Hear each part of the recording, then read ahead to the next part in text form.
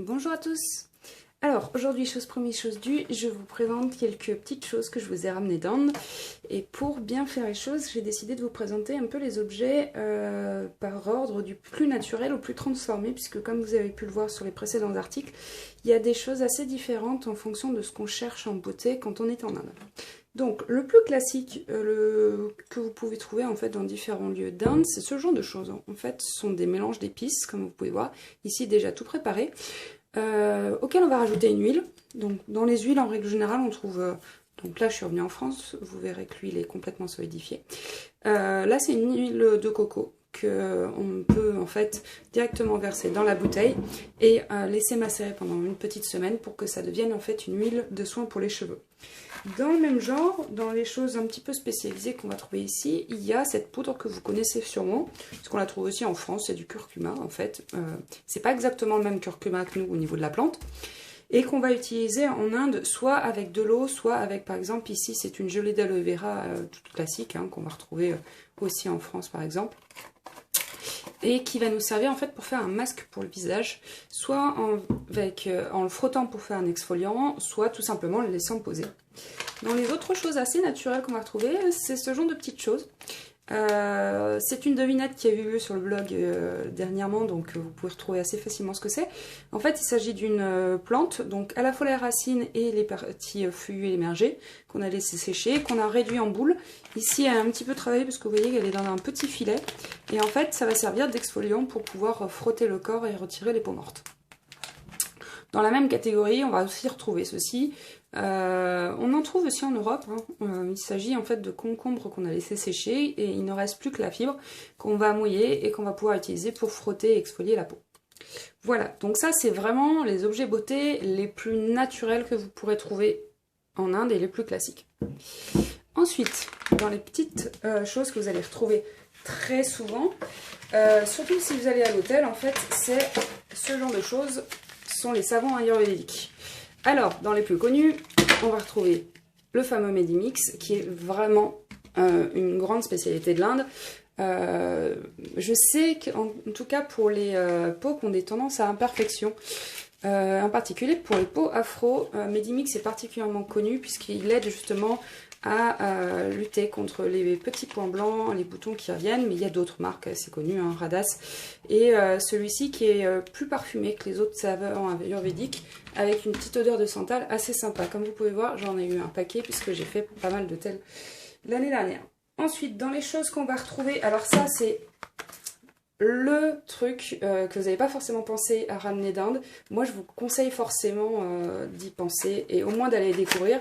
Il s'agit en fait d'un dentifrice, mais celui-ci n'est pas n'importe quel dentifrice puisque c'est une recette ayurvédique, donc vraiment qui respecte les principes de médecine ayurvédique. C'est un goût de plante. Il y a celui-ci, j'ai choisi en gel parce que c'est la texture que je préfère, mais vous l'avez aussi en pâte dentifrice. N'hésitez pas en fait à demander, en règle générale, malgré l'image qu'on peut se faire de certaines villes du Nord, le dentifrice c'est un soin quotidien qu'ils utilisent réellement et ça reste un souvenir assez fun à ramener et honnêtement c'est un goût de plante, c'est loin d'être dégueu. Dans les autres souvenirs semi-naturels que vous allez pouvoir commencer à retrouver, c'est ceci. Alors, celles qui vont aussi dans les pays arabes doivent connaître. Il s'agit d'un tube pipette à henné. Donc l'idée, c'est de couper cette partie-ci. Et à partir de là, vous allez pouvoir, en appuyant ici, tirer en fait un tout petit trait fin de henné et pouvoir faire un tatouage classique. Dans ces formats-là, donc vous voyez, ça coûte 10 roupies. C'est assez facile à trouver, ça coûte rien du tout. Choisissez juste bien ce type de marque et pas ce que vous allez retrouver à la sauvette parce que dans ceux-là vous êtes quasiment sûr que la formulation est à 90 voire 100% naturelle alors que ce qu'on va trouver et que notamment on trouve en Europe ce sont des formules avec des adjuvants chimiques. Dans les petits souvenirs locaux mais déjà un peu plus transformés, ceux qui connaissent l'Inde connaissent forcément cette petite pommade qui existe dans absolument tous les formats, puisqu'en fait, comme ce que je vous expliquais dans les articles précédents, en Inde, vous avez tous les produits qui sont disponibles dans plein de tailles différentes, tout simplement parce que la taille va cautionner le tarif. Odomos, en fait, c'est la pommade anti-moustique. Et en fait, c'est assez particulier, puisque c'est une pommade qui sent bon, mais qui sent réellement bon et qui va nourrir la peau. Donc, Je suis pas sûre que ça soit adapté aux normes CE, mais alors, là-bas, dès que vous avez un problème de moustique, tout le monde va vous parler de Domos. Pour vous donner un petit peu une idée, ça c'est un tube qui coûte 40 roupies dans le sud. Ça c'est un tube qui m'a coûté 15 ou 25 roupies, je sais plus, dans le nord, dans une zone qui était particulièrement infestée. Donc vous en trouvez partout. Moi je l'ai trouvé même dans les backwaters. Donc. Alors, d'autres choses que vous allez pouvoir trouver qui sont pas forcément naturelles, mais qui sont assez typiques, c'est ce genre de petits sachets. Je vous en avais parlé dans les articles. Là, il s'agit en fait tout bêtement de talc parfumé, puisqu'en fait l'Inde est encore un des pays qui utilise énormément de talc pour les questions de déodorant. Donc on l'utilise soit sans senteur, soit avec des senteurs. C'est en particulier les femmes, mais les hommes ils les utilisent ici. Ça, c'est des petits sachets qui doivent être une ou deux roupies dans les échoppes que vous trouvez dans la rue.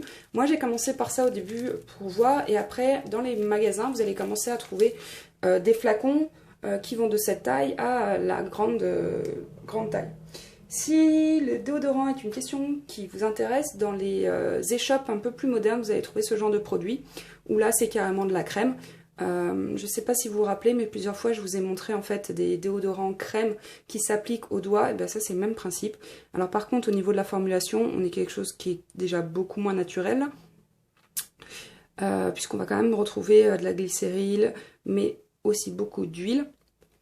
Pour vous rappeler, voilà, celui-ci m'a coûté 80 roupies pour dépanner, assez pratique. Je dis pas que c'est plus facile quand on n'a pas l'habitude, mais ça dépanne plutôt assez bien. Après, dans les grands classiques que vous allez pouvoir trouver un petit peu partout, et là on entre quand même dans le domaine du chimique, il y a ceci. Alors ça c'est mon souvenir, moi, de l'Inde. L'huile coco jasmine. Alors honnêtement c'est de l'huile à paraffine, hein, on n'est plus du tout sur du produit naturel, mais ça donne un sacré coup de boost. Donc là vous voyez, c'est deux tailles qui sont déjà assez grandes. Dans les petites boutiques vous allez trouver la taille qui correspond à peu près à ça. Moi j'apprécie énormément parce qu'elle sent beaucoup le jasmin. Elle se maîtrise assez bien, et sur les cheveux avec des pointes abîmées, ça fait très très bien son office. Dans les marques que vous allez trouver souvent, et ça par exemple c'est des échantillons que j'ai eu en hôtel, Biotique qui est une des grandes marques locales, principe ayurvédique mais formulation assez moderne. Là en l'occurrence vous voyez c'est des shampoings gel douche Biotique, ils sont très parfumés, ils ressemblent assez bien au code européen. N'hésitez pas à tester quand vous vous promenez et que vous tombez dessus. Dans les marques ultra connues dont je vous ai déjà parlé, il y a aussi la marque Himalaya. Donc dans les grands classiques Himalaya, moi je vous conseille de toute façon d'acheter à chaque fois les sticks à lèvres. J'en achète dans tous les pays où je vais, c'est une de mes grandes marottes, on pourra en reparler une prochaine fois. Mais leurs formulations pour les sticks à lèvres sont très propres et trop sympas. Chez Himalaya aussi, ce que je recommande, c'est la mousse nettoyant visage. J'ai pas mal d'amis qui en ont acheté parce que c'est une des galéniques les plus modernes qu'on trouve en Inde, et qui en ramènent souvent à leurs amis, à leur famille quand elles repassent en France.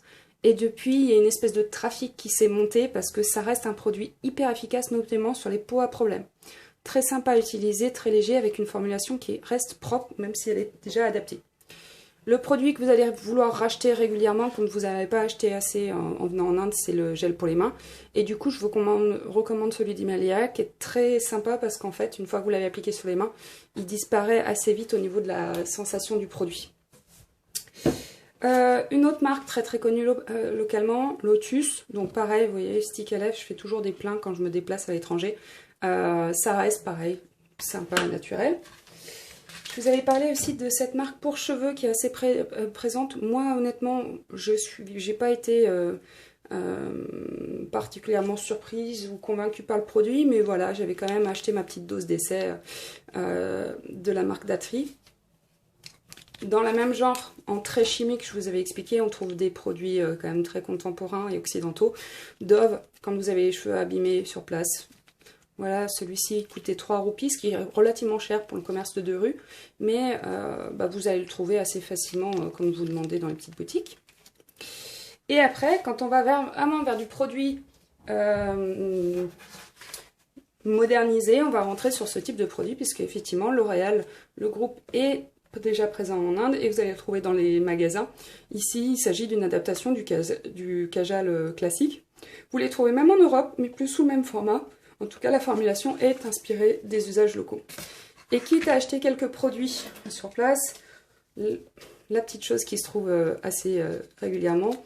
Donc, certains vont l'appeler Tika, d'autres Bindi. Il s'agit vraiment d'une marque de beauté, en fait, puisque c'est un petit sticker qu'on va venir coller entre les deux yeux. Par contre, je tiens juste à expliquer, parce que j'en ai pas mal parlé avec mes collègues indiennes, le Tika est celui qu'on va porter en termes de bénédiction quand on va dans un temple. Donc là, on va vous mettre un petit peu de corps gras et des épices sur le front. Et le Bindi est la marque c'est comme en fait un bijou qu'on va porter. Normalement, c'est fait pour être beau, mais en fait, si on écoute bien les plus anciennes, c'est uniquement porté par les femmes mariées. Celui-ci en particulier, c'est uniquement à porter quand vous êtes marié. Donc, en règle générale, on va pas vous le dire parce que vous êtes étranger, mais moi j'ai déjà plusieurs collègues qui m'ont fait cette petite remarque. Oui, c'est une bénédiction, mais normalement elle est accordée aux femmes mariées. Donc à voir, vous les portez ou pas portez. Si vous n'êtes pas marié mais que vous voulez pas vous embêter, choisissez un bindi qui est un bindi comme on les trouve en Europe, avec plutôt de la décoration, des petits brillants et ainsi de suite. Voilà, j'espère que ça vous aura intéressé. Dans tous les cas, vous pouvez toujours poser vos questions dans les commentaires de l'article. À bientôt!